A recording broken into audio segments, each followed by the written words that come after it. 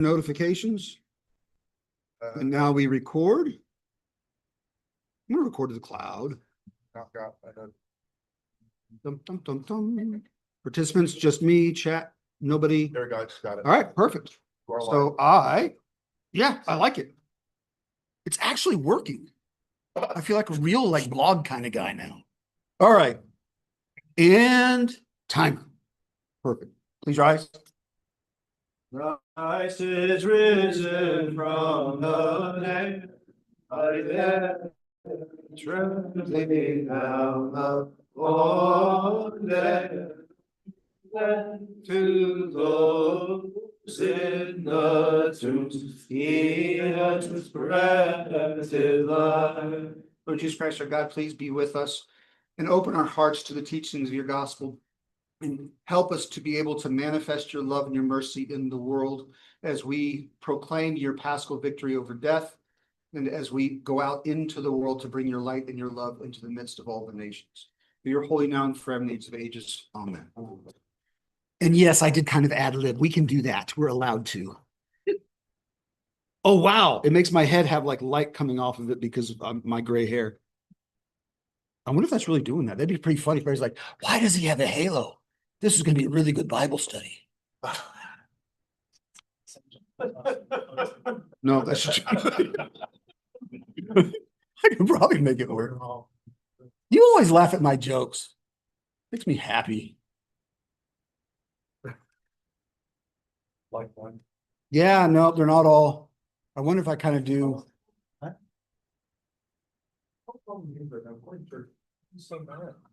Why are you so mad?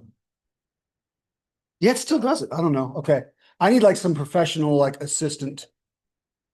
It's like the sixth time you said this. Right? I mean, I need money.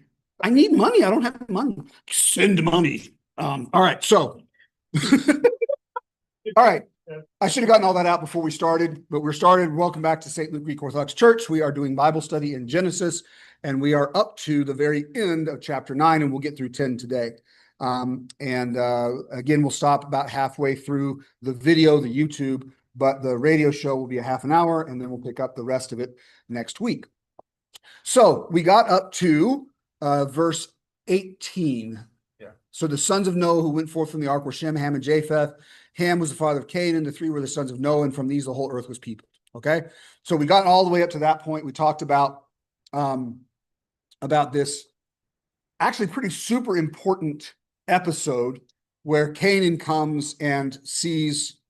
And that's what we're about to do. Never mind. Right now we've gotten back to the rainbow. So we did the rainbow sign. Now we get to this, which a surprisingly important passage, which we will jump into. So I was about to not bury the lead. I was going to take away the thunder. So verse 18, the sons of Noah who went forth from the ark were Shem, Ham, and Japheth. Ham was the father of Canaan. These three were the sons of Noah, and from these the whole earth was peopled. Now, if you cheat and you skip ahead just a little bit to chapter 10, the first verse in chapter 10 is, these are the generations of the sons of Noah, Shem, Ham, and Japheth. Sons were born to them after the flood. What does that formula sound like to you? These are the generations. What's the Hebrew word for that? Toledot, right? So this is our next Toledot. So we had the Toledot, the generations of the heaven and earth were the first 4 chapters. And then the generations of Adam were the next 6 chapters, right? No, the next 2 chapters to 7 or to 8. Okay, no, not to this, because remember, that's what I was about to do. You guys are to chapter 5. So chapter 4 is chapter 5 is the book of generations of Adam, and then that's why, because it's in the middle. Yeah, it doesn't happen when it happens for the others. Anyway, Noah's chapter 7, 6. I need more sleep. Anyway, so now this is the generation. So you had the heavens of the earth, then you had Adam and his Toledot, and then we just had Noah and his Toledot, and now we're going to get to, or we just had, what was the second one? Was it Adam? Am I completely losing my mind, guys? It was I think I'm completely losing my mind. I think that, Let's so Adam, the book of generations of Adam, and then Noah. Noah is part of the book of Adam, okay? So the next one, the next Toledot, because it's not the Toledot of Noah, it's the Toledot of, isn't that interesting? So it's not the Toledot of Adam, it's the Toledot, the generations, it's the book of the generations of Ham, Shem, and Japheth. And that's going to play into the story. So we're going to go back to it now. Now, these three were the sons of Canaan. But what's interesting there is that one little last part of the last sentence in verse 18. Ham was the father of Canaan. I mean, nobody else got any of their sons named, right? Why did Canaan get his name thrown in there, right? It's to set up for the next story, but you're already seeing that something's going on with Ham and Canaan. Verse 20, Noah was the first tiller of the soil. He planted a vineyard. All right. Now we say the first tiller of the soil. What is that implying? Yes. Right. So when it says this first isn't just like, oh, it was the first in his family. It means he was the one who developed agriculture. He's the one who started tilling the earth. Before that, you had what? You had Cain and Abel. What did Cain do? A farmer, right? And what was Abel? Oh yeah, Abel was. He was a shepherd, right? So you have this kind of thing. So what's the difference between tiller of soil and a farmer? Tilling is like first, it's like when you. Yes, yeah, a farmer. Tiller's when you break the ground. Farmer continues in the cycle. So what does it imply? When did you start having farming practices, agricultural practices that required the breaking of ground? I mean, yeah, wherever, but what does it allow? Civilization. It allows for more dense population, right? So he's the one who began to build a denser population and pointed towards civilization, what we call civilization, okay? So he was also probably the first viniculturist. I think I get that word wrong all the time. He's the first one who planted grapes, right? He planted a vineyard. And why did he plant the vineyard? No, he didn't do it to get drunk, right? Well, he made the grapes and everything, and then he fermented them and drank them. What was the first alcohol that humanity had? Isn't that interesting? I never connected that before. No, not really. I mean, oh yeah, there's a piece of that in it, of course, yeah. But it's some of the church fathers, and this is, I got to tell you again, I'm going to start getting geeky early, but the church fathers were like, of course he got drunk. He never drank before. You know, they're like, he went out there on an empty stomach and chugged some wine, not knowing what was going to happen. So I think part of what they're doing is they're trying to show that there isn't any kind of blame or shame in the drunkenness. You know, not that they're not approving drunkenness, but they're saying he wouldn't have understood what he was doing when he started drinking a bunch of wine. It would have just been this very sweet, very flavorful drink that he found by crushing these grapes and made the grape juice and got fermented, and then he had wine. So he drinks the wine, he gets drunk. Even if he got drunk on purpose, there is absolutely, this is such an interesting part of this, there's absolutely no moral outrage in this story over the drunkenness. Do you notice that? Okay. I'm going to say, I find this incredibly ironic, but we'll get there. So Noah was the first tiller of the soil. He planted a vineyard. He drank of the wine and became drunk and lay uncovered in his tent. Okay. So he got passed out, drunk, naked, and slept in his tent. You know, if not, he's gotten undressed for bed. We don't know. Nothing's really specified. This is another thing like the Nephilim that you can tell is a fragment of a bigger story. So it was a story that was probably familiar enough to the people at the time that Genesis was written that they just needed the reminders. They didn't need the fill-in, right? You know, so if I started talking about Darth Vader and Yoda, all of a sudden you'd have the whole Star Wars thing. Or if I said Harry Potter, you'd have that whole thing set up in your mind. Or Marvel, I guess it is now. But just by naming a couple of scents, or Tolkien, you know, or just naming a couple of scenes, then the whole story comes together. So that's probably what's behind it. It's probably why this is so dialed in and very just specific to the one instance. So there's something else going on. The other problem is that there's some Semitism, which I'm going to get to in just a second. And Ham, the father of Canaan, saw the nakedness of his father and told his two brothers outside. Ham, the father of Canaan, right? So weird. Why not? Why is it Ham, the father of Canaan? We haven't done the table of the laws, the table of the nations, which is what chapter 10 is called. Ham, the father of Canaan, saw the nakedness of his father, and he told his two brothers outside. Then Shem and Japheth took a garment, laid it upon both their shoulders, and walked backward and covered the nakedness of their father. Their faces were turned away, and they did not see their father's nakedness. When Noah awoke from his wine and knew what his youngest son had done to him, he said, and we get these curses. Okay. So what's going on? Has anybody ever studied this passage before? So one of the things you'll find out with Semitic languages, and Hebrew is a Semitic language, is there's these thing called Semiticisms, right? So the same way we talk about things. You know, if we say, I'm just going to go right to if we say that, those two slept together, do we mean that they fell asleep next to each other? What do we mean? That intercourse, right? One of the phrases, and this becomes important when you read the book of Ruth, one of the things they would say is, she reached out and touched his feet. And that's a Semiticism for having sexual intercourse. So then it becomes this question, when Ruth slept next to Boaz, was it that she sexually seduced him? Or was it simply that she lay there, because we have this image of her being this, kind of pure maiden.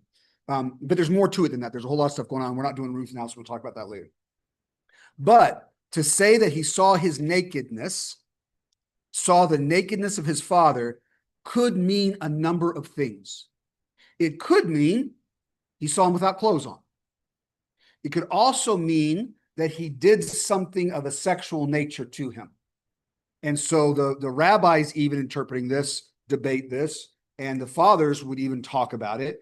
So there's a sense that either Ham castrated his father or had sex with his father, raped his father. That's the one that catches me too. Like, you think that being upset that he would go and violate his dad, but I didn't really understand it, and I didn't go research it as far as I probably should have. But I think that that's basically it's a way of claiming authority and lineage from your father. You're essentially taking his seed and his authority. And so if Ham was not, when he was the youngest, rather than the oldest, he was going to get nothing. So if he castrated his dad, it would be like a claim to his authority and power. I think. I didn't read deeply into it, but that seems to be the implication. You had his hand up. Yeah. So when it talks about the nakedness of the covering, how prevalent is shame? Because you were talking earlier about Noah, like, who's, I guess I took away. This is exactly where we are. This is exactly about shame. And shame, whenever you see nakedness in the Bible, you got to start thinking shame, right? Because Adam and Eve were naked and unashamed. And then after they partook of the tree, they were naked and shamed, right? And our whole spiritual life is returning to a state of being able to be naked, physically, spiritually, and unashamed. But we tend to be very shamed by it. Yes. It's just, you were saying like about Noah drinking it, like how you said, like the father was said by Noah, of course it's not gonna know what happened. Right. So it's him to be naked, I don't know, I'm just trying to piece together. Yeah, I hadn't thought about like, is it exposing his shame? Right. There's absolutely a level of that. I don't think you can read much further into it than that. But just that, yes, this is the exposing Noah's shame. And what did Ham do? This is what's so important about this. What did Ham do? No, Ham.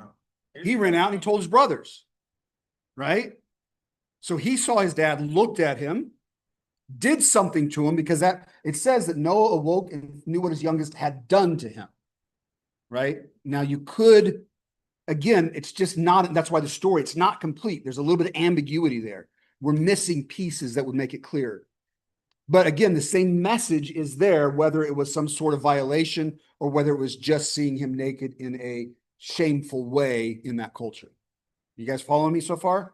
Okay, so what Ham did is not only did he see the shame, but then he brought others and tried to expose the shame to others. Got it? All right, so then what do Shem and Japheth do? They walk backwards.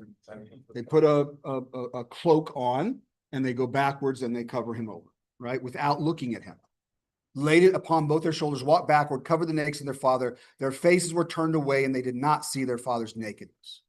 When Noah woke from his wine and knew what his younger son had done to him, right? So now he wakens, probably hungover, and then he finds out. Now, whether he finds out that, hey, Ham went and told everybody you were naked, and that was shameful because of the cultural realities, or whether he found out something he was violated physically somehow.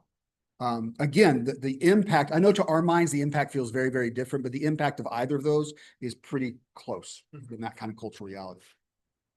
And he said, cursed be Canaan. Canaan was just kind of tagging along in that first part, right? Is it Ham and he had a kid named Canaan, and Ham, the father of Canaan, and then Ham went in, and now Canaan gets cursed? Seems kind of harsh, doesn't it? Cursed be Canaan, a slave of slaves shall he be to his brothers. He also said, okay, so that's the curse. We know about these things. He also said, blessed be the Lord my God, blessed by the Lord my God be Shem, and let Canaan be his slave. God enlarge Japheth, and let him dwell in the tents of Shem, and let Canaan be his slave. All right, unpack that a little bit. So Canaan, the son of Ham, is cursed to be the slaves of his brothers. Pretty straightforward, right? Not really what you want to do. And it makes a lot of sense if he was trying to claim the elder status by violating his dad. Then he also said, blessed by the Lord, or expand. I'm kind of looking to where they got those words from, because they're a little bit different. But blessed be by the Lord God be Shem, and let Canaan be his slave. So Shem gets blessed by Noah, all right?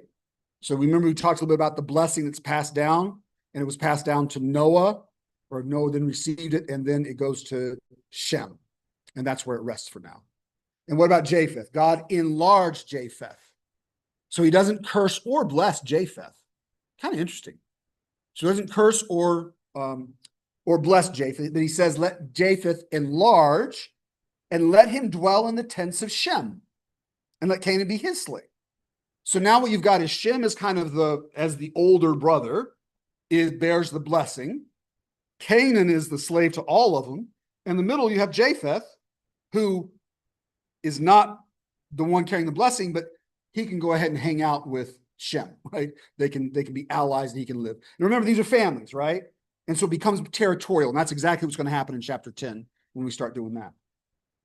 God enlarged Japheth, let him dwell in the tents of Shem, and let Canaan be his slave. And then this verse 28, I'm going to give you a little bit of foreshadowing so you guys can catch it, is a throwback to close the story, right? Verse 28, and after the flood, Noah lived 350 years. All the days of Noah were 950 years, and he died. What does that sound like? Yeah, it's been so long since we did it, so you might not get it right away. But, you know, all of them started saying, this is the father of this, is the father of that, and then he lived for this long, and then he died. So this whole thing actually fits within the generations of chapter 5. So chapter 5 sets up this pattern, and then we slip chapters 6 through 9 in there, and then we close the pattern at the end of chapter 9. And what's the very next thing in chapter 10? These are the generations of the sons of Noah, right? So this was one Toledot, and the whole story was kind of caught up in that Toledot. Why does that matter? Because that's how the author in Genesis was telling us how to interpret these particular passages, right? So chapters 1 through 4 need to be together, then 5 through 9 need to be together, through 9 need to be together, and then 10 on can be together, okay? Cool. So, generations of the sons of Noah, Shem, Ham, and Japheth. Sons were born to them after the flood. Any questions on that scene of Noah with Ham exposing him? Could it be that cursed Canaan, like if we think in modern times, if let's just say Ham was abusive, that Canaan is going to continue to be abusive? So you're going to make me ruin the whole chapter before I even get there. What does Canaan make you think of? Canaanites. Where were the Canaanites? The promised land. Promised land. And who were the big enemies of the Israelites who had to take back the promised land? Right? So Canaan is the father of the Canaanites. Canaanites came from Canaan, right? And the Hamites it's Egypt. And so you're going to see this in the next chapter. What it does is it's the only thing in ancient literature. There's nothing else like chapter 10 in ancient literature. Nobody else actually tries to divide the nations of the earth into families that all go back to a single father, right? So this chapter does a couple things. It does something theologically, and then it also does something geopolitically, right? But theologically, it's the example of be fruitful and multiply and fill all the earth. So then he says, hey, look, they were fruitful and they multiplied and they filled all the earth. And here you go. Okay. But before we shift into that, I want to talk a little bit about that scene. Okay. So we already talked. You're right. You're absolutely right about the shame part, right? So yes, it's about shame. And Noah became shamed. Now, you can ask the question of whether the getting drunk and passing out naked was what was shameful, or was it him judging him and exposing him to the brothers that was shameful? But whatever the case may be, there's some shame being revealed there. Now, and I talk about this passage a lot because I think it's a really, really important for our Christian interaction, right? So, imagine a bunch of Christians standing out in front of a liquor store, the ABC store, and looking at everybody that comes out with this big glaring look. Who's being a Christian there? Well, I mean, That's Noah, right? That's Noah coming out of the ABC.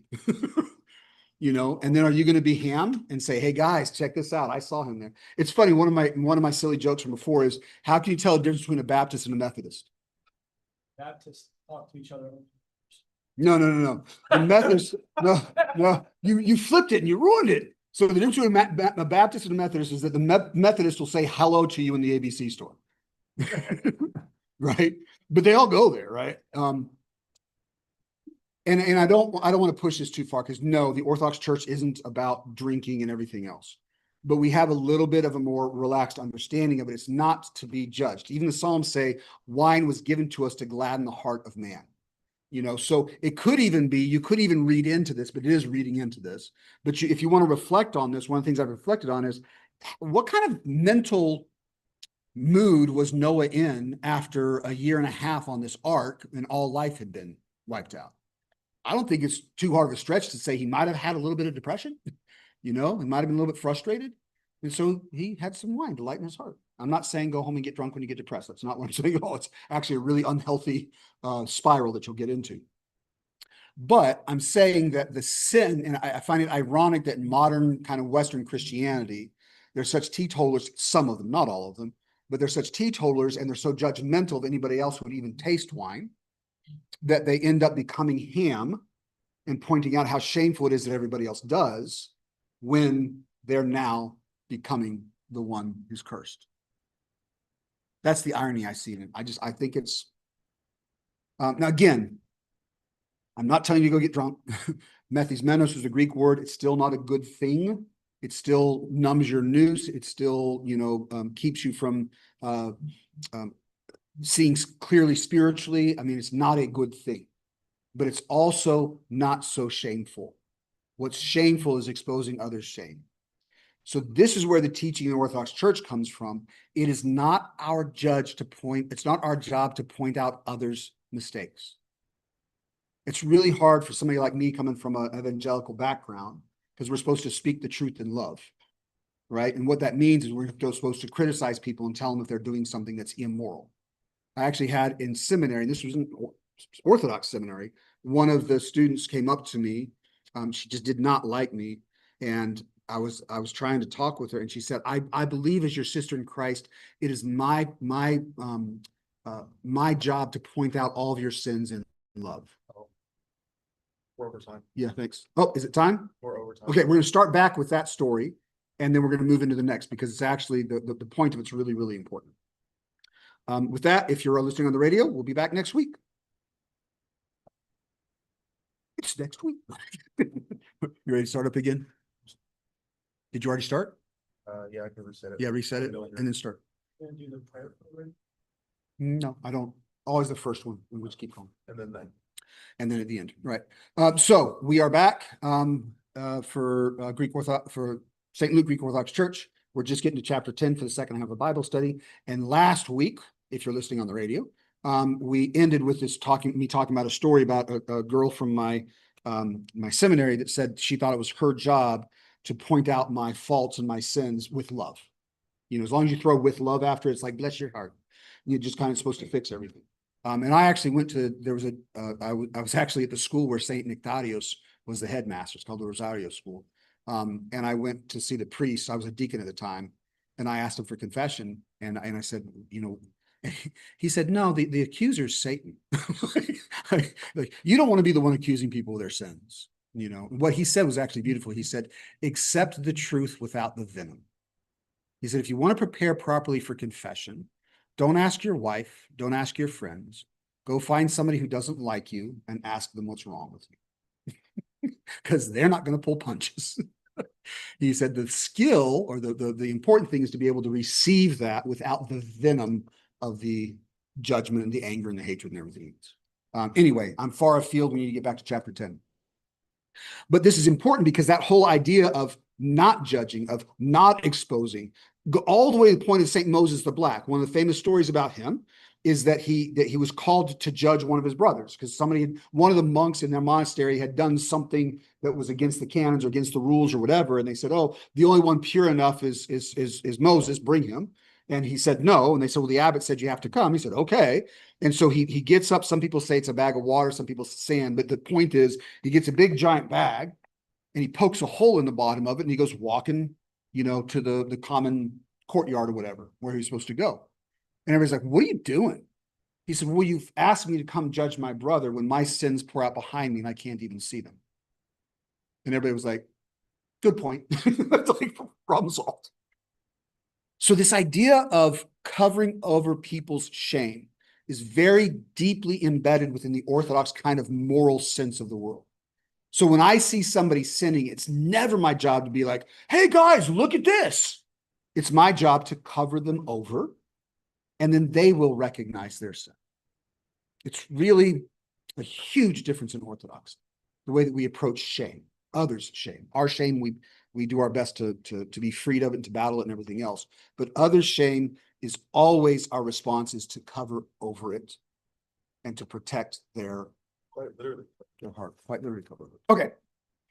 That story just means so much to me because it changed the way I practice my Christian faith. Like it was significant. So chapter 10, like I said, this is the fourth Toledot. I've got a note on my side. I actually took notes. But the fourth Toledot, these are the generations of the sons of Noah, Shem, Ham, and Japheth. So what makes this really interesting is it's not the generations of Noah. It's the generations of Noah's sons. It's not even the generations of Shem, and then the generations of Japheth and the generations of Ham. It's the generations of Noah, Shem, and Ham. So it's kind of this collective generation Toledot. And what he does here is we call this the table of the nations is, like I said, this is the only attempt in ancient Near Eastern literature to gather all the people of that region into one family tree. Now, when they do this, they do it a lot with kind of numerical symbology, right? Like we've talked about before. If you count the number of nations, there's 70 nations. Okay? Just like Christ sent out the disciples 2 by 2 to, how many did he send out? 70. So 70, 7 times 10, you can note that number too, is what they said was a number that represented a large number, a very, very large complete set. Right? So saying the 70 nations. Are these 70 nations, and actually, even in one of my commentaries, they go through every single name and they talk about it. Some of them are like, nobody knows anything about this name. But others are like, this name is this person. Archaeologists love this chapter. I said that last week, right? Because they can actually go find a lot of these names. Now, I'm going to talk about it for a second, and then I'm going to kind of read through it. But I'm not going to break it in each and every single one. But make sure I know when I'm under 10 minutes. So think about it this way. What Genesis is saying here is it takes all the peoples from Greece through what's now northern Turkey, all the way through the Fertile Crescent, right?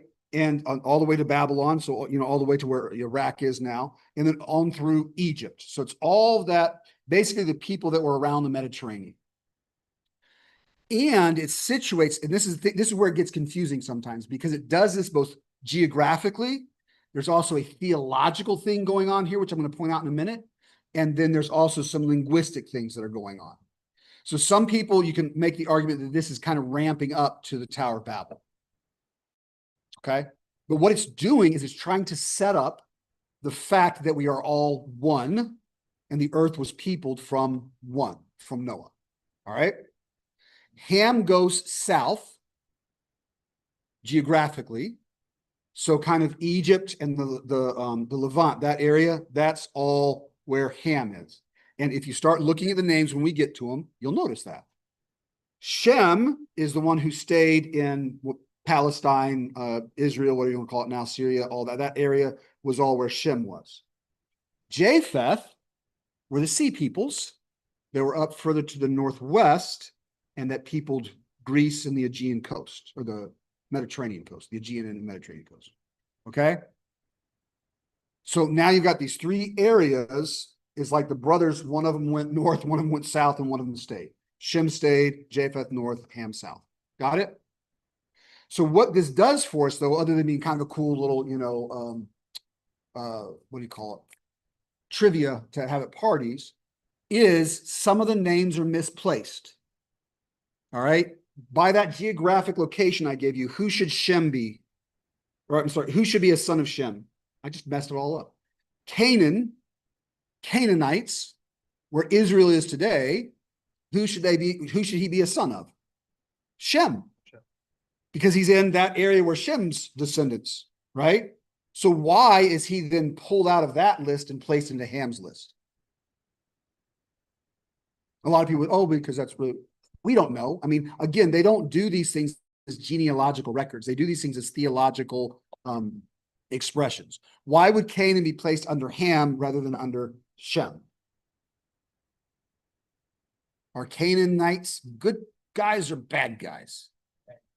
So all the bad guys from Shem and Japheth are picked and put under Ham, so that all the bad guys are under Ham. Okay? So that curse of Noah then becomes played out within the actual peoples. Got it? And then Shem, being the elder brother, that's where the Semitic tribes come from. Shem, Shemitic, you see how that all works out? And then Japheth are the other nations, the Gentiles. So the Greeks. I didn't realize, but when we talk about Javan, we'll get there. Javan is Greece. That's what they called Greece. So you've got Greece right in here. And then they talk about the Philistines. What do we think about Philistines? Good guys, bad guys? Should have been sea people, though, right? They were seafaring people. So who should they have been under? Japheth. And where are they? They're under Ham. I'm sorry, this stuff is fat. It's the most boring list in the Bible of just these people. But then you find all these little things going on. It's incredible. All right, so let's read it. So Noah, Shem, Ham, and Japheth, sons were born to them after the flood. The sons of Japheth. So we start with Japheth, all right, because there's not as much drama there. So the sons of Japheth, Gomer, Magog, Madai, Javan, that's Greece, Tubal, Meshech, and Tiras. And they only pick one of them, right? Or no, they pick a couple of them. The sons of Gomer, Ashkenaz, Riphath, and Togarmah. I want some of these names. Now, do what? Magog is a good one. I also like Zodak, or what is whatever. He'll show up later when we talk about it. Zadok. Zadok's one of my favorite names. It sounds like it's a Star Trek one. Anyway, the sons of Japheth, Gomer, Magog, Madai, Javan, Tubal, Meshech, and Tiras. So these are all the guys that spread out to the coastal regions, right? And you also have Ashkenaz. Does that sound interesting? Ashkenazi, right? The Ashkenazi, usually for us, it's all these Ashkenazi Jews. So, well, that's kind of interesting. Riphath and Togarmah, the sons of Javan, Greece. Elisha, Tarshish. You remember? Where was Jonah trying to go instead of going to Nineveh? Tarshish, right? Right? So Tarshish, Kittim, and Dodanim. From these, the coastal people spread. These are the sons of Japheth in their lands, each with his own language, by their families in their nations. All right. So he just, and like I said, there's not much drama there. It's pretty straightforward. These are the ones that went up this way and peopled the coastal regions around the Aegean. Cool? We're keeping up? Now, the sons of Ham, Cush, Egypt, Put, and Canaan. The sons of Cush, Seba, Havilah, Sabta, Ramah, Sabteka. The sons of Ramah, Sheba, and Dedan. Cush became the father of Nimrod. So they kind of jump back a little bit. It's kind of weird. Cush became the father of Nimrod. He was the first on earth to be a mighty man. A mighty man. Okay. He was a mighty hunter before the Lord. Therefore, it is said, like Nimrod, a mighty hunter before the Lord. The beginning of his kingdom was Babel, Erech, and Akkad, all of them in the land of Shinar. Okay. So archaeologists have actually tried to attach Nimrod to a particular Babylonian king. Probably actually not a Babylonian king. He was an Assyrian king who was the first to successfully invade Babylon and place himself on the throne. So there's historical connections in all this, which are quite fascinating as well. But they're the bad guys. The Assyrians, the Egyptians, all the people who caused problems are all kind of thrown into here. From that land, he went into Assyria and built Nineveh. Nineveh, a good place, bad place? To tell them to repent or God was going to wipe them off the earth, right? So Nineveh, bad place. Rehoboth, Ir, Calah, and Resen between Nineveh and Calah, that is the great city. Egypt became the father of Ludim, Anamim, Lehabim, Naphtuhim, Patrusim, Kasluhim, whence came the Philistines and Caphtorim. All right. You see that again? Where should the Philistines have been? Under Japheth. They get swept under Ham, under Egypt. Why? Bad guys. And you also notice that what they're doing, well, they're going to do it in a minute, where they actually talk about the range of their land. Okay. Any other questions? Yeah. Yes. So the people, so like all the bad nations. Bad that are- players, yeah. The bad players that are under Ham, are they supposed to be under Shem and Japheth? Like, is that like, So now you're asking genealogically. Yeah. I don't know. Okay. And it'd be kind of cool to study that sometime.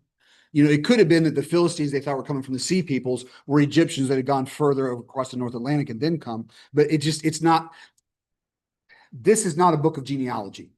Okay, so we can't read it the way we'd read a book of genealogy and ask those questions. You know, is he really, or did they move him from this family tree over to that family tree to make a point? Maybe. You know, that could have happened because they don't have the same sense of it. Remember, the purpose of this is to show that from one family, Noah, his three sons, peopled the entire known world, and that there were some animosities that were kind of baked into that first generation of the three brothers. Okay. And then we're going to throw in people like Jacob and Esau and how their descendants treated each other. This is a place where the Old Testament gets really complicated, and most people don't go there except for academics because they start tracing these families and how they show up. But it's really fascinating. Has anybody read the book of Esther? no? Have you guys read the book of Esther? Okay. It's not that long. I mean, a long time ago. No, you're under- So do you know what the story about what's significant about the book of Esther? Does anybody know? Well, she marries a king, yeah, Babylonian king, and she saves her people. But what's interesting about it is the word God does not show up in the entire book of Esther. Very fascinating, right? But the guy who's trying to have all of the Israelites, all the Jews killed is a guy named Haman. Haman the Agagite. Who's Agag? He was the only king of Amalek, the Amalekites, that Saul allowed to live when God commanded him to kill out all of them. You're at 9 minutes left. Okay. It's kind of interesting when you start looking at it that way, because now you see this movement that Amalek has been trying to wipe out Abraham since the very beginning, and that he's almost able to do it in the book of Esther. But anyway, you're right. I'm way off. 9 minutes. So Canaan became the father of Sidon, his firstborn. So now we're talking to Canaan. Canaan became the father of Sidon, his firstborn, Heth, and the Jebusites, the Amorites, the Girgashites, the Hivites, the Archites, the Sinites, the Arvadites, the Zemarites, and the Hamathites. Afterward, the families of the Canaanites spread abroad. Okay. Now, the word for Japheth's descendants moving and peopling the area is actually spread. And then this translation misses it because it's a different word for Canaan's. Right? So it says that Japheth's descendants spread across this area. It says that Ham's descendants were scattered across this area. So there's this subtle little hint, even in the list, that Ham is not spreading, but he's getting scattered and tossed away. Does that, you guys see that difference? So it says the Hivites, the Archites, all that, and the territory of the Canaanites, and the families of the Canaanites spread abroad. It's really were scattered abroad. And now we get this territory thing. Why are we talking about territory when we get to the Canaanites? What's the territory of the Canaanites? Promised land. You see? I mean, you see how they're planting the seeds of all these things going on all the way back in the very beginning of Genesis. And the territory of the Canaanites extended from Sidon in the direction of Gerar as far as Gaza, in the direction of Sodom and Gomorrah, Admah and Zeboim as far as Lasha. These are the sons of Ham by their families, their languages, their lands, and their nations. And so that closes off the Ham part. You know, isn't it interesting that Gaza goes all the way back to Canaan? That the same place where we're having all of this violence and all this fighting has been like that since Noah's sons. That's my little political. That's as political as you're going to hear me get. Verse 21, to Shem also, the father of all the children of Eber. Okay, so now he's going back and catching up. He's going to go back and do Shem, who's the oldest, right? So to Shem also, the father of all the children of Eber.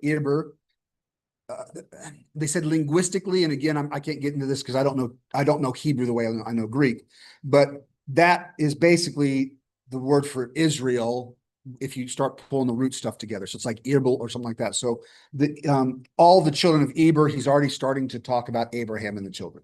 So Eber, the elder brother of Japheth, children were born. Okay, so Shem is the oldest, Ham is the youngest. The sons of Shem, Elam, Asher, Aram, the sons of Aram, Uz, Hul, Gether, and Mash. Ooh, I want my name to be Mash. Mash. Arpachshad became the father of Shelah, and Shelah became the father of Eber. To Eber were born 2 sons.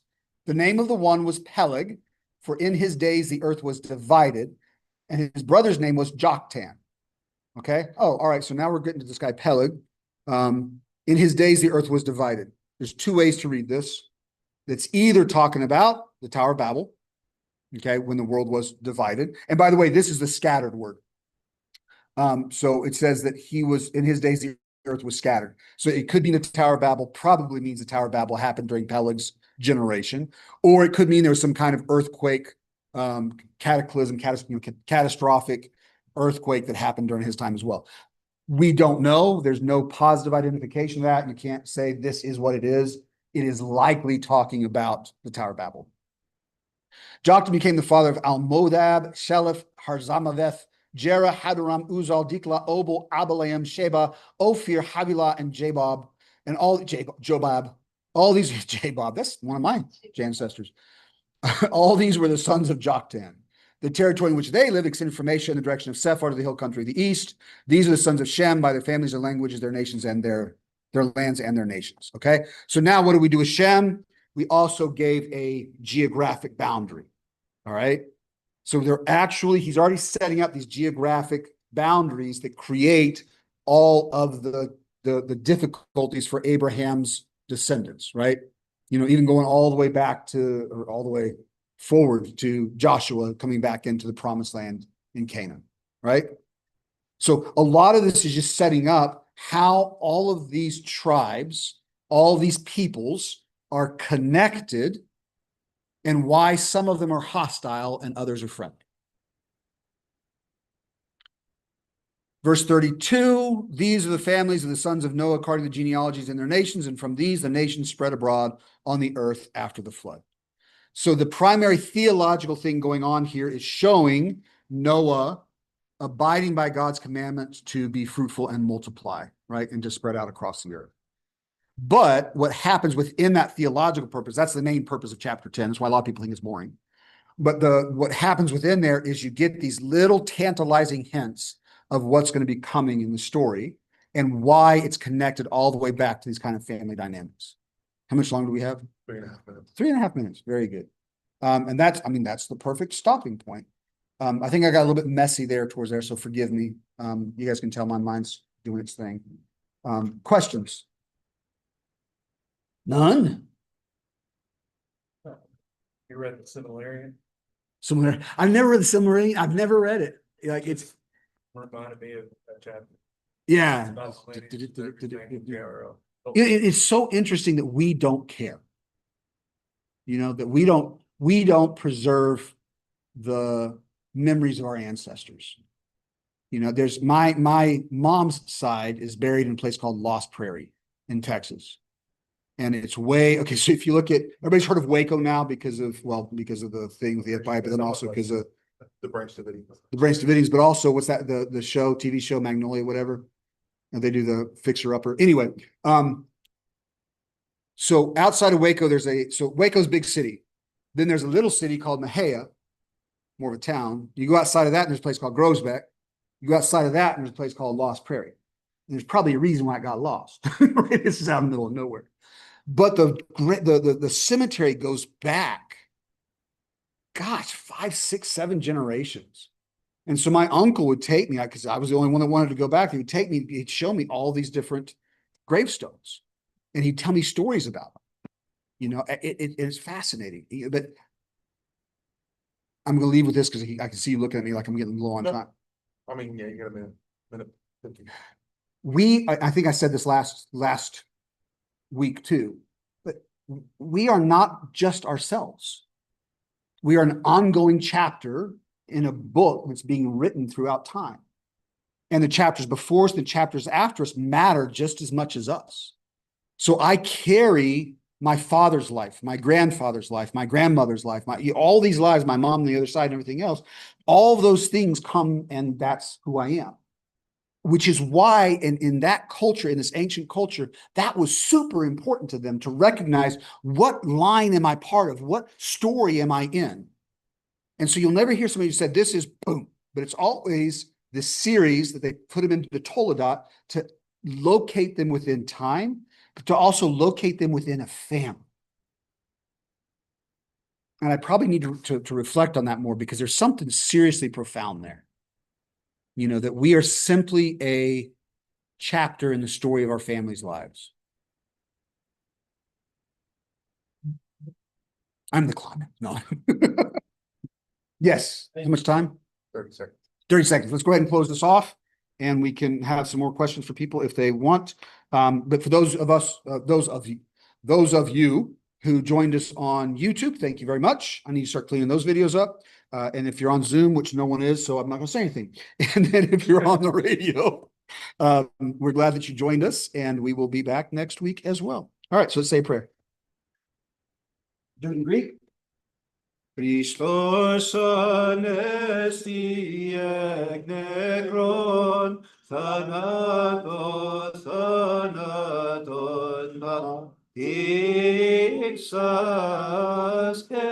etisen tis mimasi zoin carisomenos. Lord Jesus Christ, our God, please watch over these, your servants, guide them, protect them, and let your light shine within their hearts that they might bear your love and your mercy out into the world. For your holy now and forever in the ages of ages.